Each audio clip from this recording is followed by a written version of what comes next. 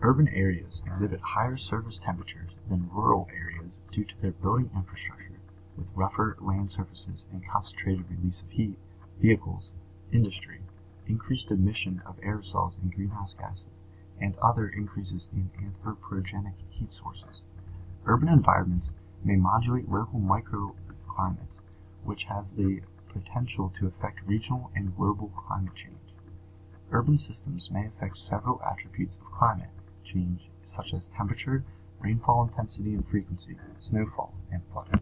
The urban heat island effect explains the phenomenon of increased surface and canopy temperatures in urban areas due to heat-retaining asphalt and concrete, lack of vegetation, greenhouse gases, anthropogenic generation of heat from heating, air conditioning, and traffic, heat storage by urban buildings, and reduced local evapotranspiration. In the eastern United States, the UHI effect has resulted in daytime temperatures 0.5 to 4 degrees Celsius and nighttime temperatures 1 to 2.5 degrees Celsius higher in urban areas, with the larger temperature differences noted in humid regions and cities with larger and denser populations, especially in New York City.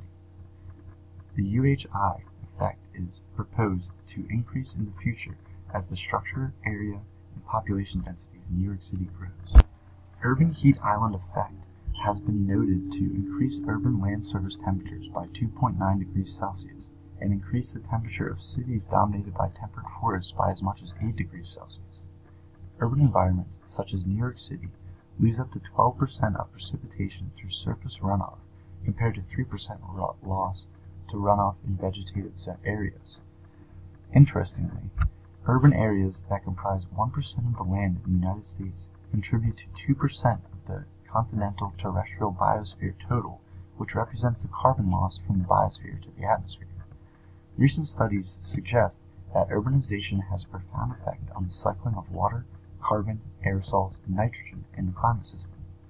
It has also been noted that urban-induced wind convergence can dictate the initiation of storms, which are further refined by the concentration and composition of aerosols that directly influence the amount of water and ice present in clouds, updraft, downdraft intensity and duration, and hence total surface precipitation.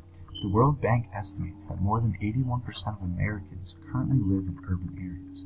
A study conducted related to the specific factors of urban systems that contribute to UHI intensity across North America has found that population density strongly influences nighttime UHI, whereas daytime UHI varied in relation to precipitation gradient. This study concluded that the intensity of the effect of UHI is regulated strongly by atmospheric convection efficacy. Due to the inability to manage convection efficacy, the study suggests that albedo management is an efficient strategy to regulate UHI on a global scale.